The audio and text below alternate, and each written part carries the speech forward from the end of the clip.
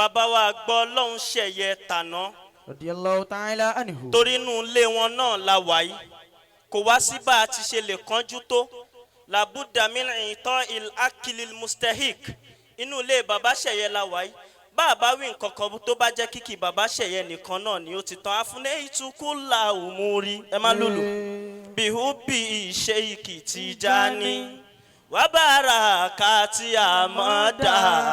àmọ́dá Sheikh Tijani. La ilaha illallah. nínú ilé ìṣẹ̀yẹ ọmọ inú ilé lèmi náà bára alẹ́ bá dẹ̀ ti tara alẹ́ ẹ̀ lọ́pọ̀ ará àta ò ní ra dáadáa lọ́wọ́ ẹ̀ àfúnẹ́ ìtukúlà òmùrí bihubi Sheikh Tijani wàbàrà kàtí àmọ́dá Sheikh Tijani. Sọ́lé o waliyullah.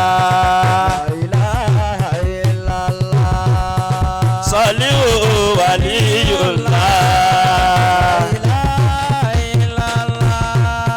Sọ́lé o waliyullah. Ana anta bila shakkin subhanaka subhani. Tauhiduka tauhidi wa isyanuka isyani. La ilaha illallah. La ilaha illallah. Gbogbo ayé tí ń kí bàbá ṣẹ̀yẹ látàárọ̀ àmọ́ wọn ti fi lógo àǹtẹ̀mù yìí kí bàbá ṣẹ̀yẹ ọmọ inú ilé sì lèmi mo gbọ́dọ̀ kí wọn bẹ́ẹ̀ mo kí kalẹ̀ bàbá wa gbọ́ Ọlọ́run ṣẹ̀yẹ asadu Asomodanny Ọlọ́run má ṣe jẹ́ àrí yín pẹ́ ọba tó ti ń fi yín júwe àwọn òbí yín dáadáa odò láyé Àrẹ̀mú olórin Ìlọrin ni ẹ ṣe calculation àwa tá a ga mọ́ kínní yìí o ẹ ńlá làṣẹ wa ni o ó ní àwọn ọ̀dẹ̀ èèyàn dídírin èèyàn wọn á ní kú olóògùn ó lèmi á ní kú lóògùn ọmọ lògùn kú kí bàbá ó kú kọ́ mo máa bẹ lẹ̀mí fi gún lẹ̀mí fi tọ́jọ́ púpọ̀ nù wo mọ bàbá ṣẹ̀yẹ tànà òun ni la há sórí àmọ́ tá a bá ti rí ṣẹ̀yẹ tèní náà ló ń júwe tànà púpọ̀ nù wa táwa ń bí náà mọ́ Olorundare tó o bá ti rémi náà mo tó lésì fáwọn tó bí mi bàbá Ọlọ́run ṣẹ̀yẹ Ọlọ́run má kanjú pa yín alibarika nabi wa Muhammad sallallahu alayhi wa sallam. mo kí kalẹ̀ ṣé o sọ̀lá àti adamallahu hayatahu. ẹ bá ń pariwo ṣé ẹ bá ń wí ṣé òun yẹn kó lókè dáadáa ẹ bá ń pariwo rẹ̀ lẹ́ẹ̀kan sí. Ọlọ́run má bà tiyín jẹ́ láéláé. Amina. Ọba tó ti fẹ̀yìn náà júwe sí àwọn tàná yẹn dáadáa. Gbogbo abiyamọ tá a bá ń rajà á lẹ̀ kalẹ̀ fáwọn ọmọ wa ẹ jẹ́ àtọ́ dáadáa. Torí ohun tóbi bá fè ní ṣe ni ó dìtàn lọ́la ni ó sì dèrè fọ́mọ ẹ̀ lọ́la.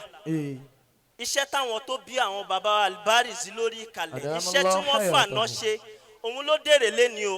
Torí gbogbo òbí tó wáyé náà kọ́ láyé máa ń yọ ọmọ rẹ̀ lẹ́yìn tí ò bá sí mọ́ ó kù sọ́wọ́ bóbi bá ti ṣe rìn òun làfáà Folawe náà ti gbé yìí ayo alikatibu mọ̀tẹ́kitubu. Makitubu ni aleika. àfọ olórin kan ló sọ bẹ́ẹ̀ fájí àlè ilé máa kí. Tuba kairan fáwọn amamidu ní ileika.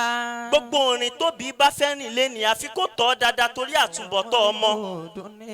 gbogbo àwọn èèyàn àwọn kan làwa náà ń polówó là ń ná tó bá kan yìí iṣẹ́ tiwọn náà kọ́ okun ni.